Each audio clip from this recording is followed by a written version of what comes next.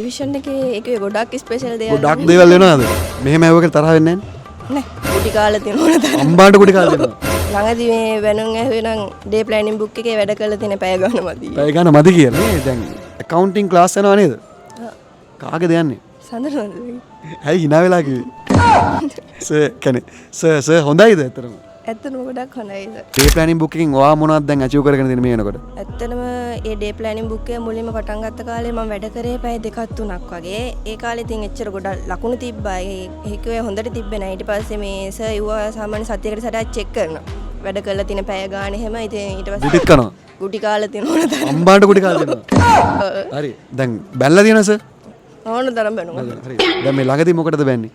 ළඟදී මේ වෙනුම් ඇහුවේ නම් ඩේ ප්ලෑනින් බුක් එකේ වැඩ කරලා තියෙන පැය ගන්න මදි. පැය ගන්න මදි කියලා. ඇත්තටම සර් ක්ලාස් එකෙන් ගොඩක් හොඳ දේවල් වෙනවා. ඒ කියන්නේ ඉතින් අර සර් සාමාන්‍යයෙන් මාස 4කට 5කට කලින්ම සිලබස් ඔක්කොම කවර් කරන. ඉතින් ඒක ඉතින් ගොඩක් හොඳයි ඒ ලෙවල් 9කට. ඒතකොට අන්තිම මාස 5 විතර වෙද්දී සර් සාමාන්‍යයෙන් පේපර්ස් කරනවා. මේ වෙද්දී අපිට MCQ සාමාන්‍යයෙන් 2500කට ක්ලාස් එකේ සාකච්ඡා කරලා තියෙන්නේ.